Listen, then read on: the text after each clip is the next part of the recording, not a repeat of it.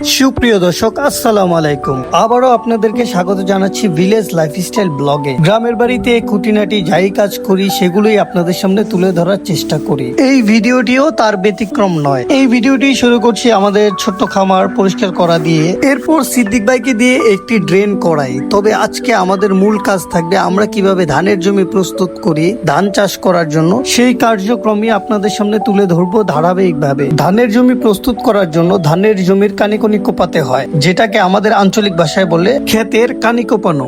এই ক্ষেতের কানি কোপানো এটি কিন্তু আসলে অনেক পরিশ্রমের কাজ। যারা আমরা শহরে সুন্দর ডাইনিং টেবিলে বসে ভাত খাই তারা কিন্তু কখনোই এটি উপলব্ধি করতে পারি না, কারণ আপনি চাল কিনে খাচ্ছেন, আপনি চাল উৎপাদন করছেন না। যারা এই ধান এবং চাল উৎপাদনের পিছনে জড়িত তারাই একমাত্র উপলব্ধি করতে পারে এই ধান এবং চাল উৎপাদন করতে কি পরিমাণ পরিশ্রম করতে হয়। আর এই পরিশ্রম করতে করতে সিদ্দিক ভাইও ক্লান্ত, তাই তো একটু বসে বিশ্রাম নিচ্ছেন।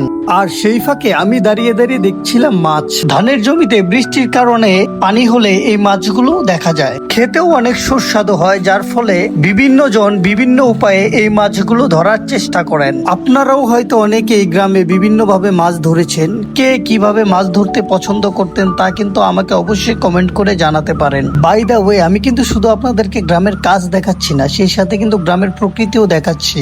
সেজন্য কিন্তু আমাকে এক্সট্রা করে ধন্যবাদ দিতে পারেন। সেদিন প্রচন্ড গরম ছিল, তাই সিদ্দিক ভাই বারবার বিশ্রাম নিচ্ছিল আর পানিও পান করছিল, নয়তো বা তার অবস্থাও খারাপ হয়ে যেত। বেচারা ক্ষেত কুপাতে কুপাতে একটি সাপকেও কুপিয়ে দিল। সে সাপটিকে ফেলে দিয়ে এসে আরেকটি জিনিস নিয়ে আমার সামনে হাজির হলো। দেখুন তো আপনারা কেউ চিনতে পারেন কিনা এটি কি? চিনে থাকলে অবশ্যই কমেন্ট করে জানাবেন। অন্যদিকে আবারও খেয়াল করলাম পাশের একটি জমি থেকে পানি সরানো হচ্ছে মাছ ধরার জন্য।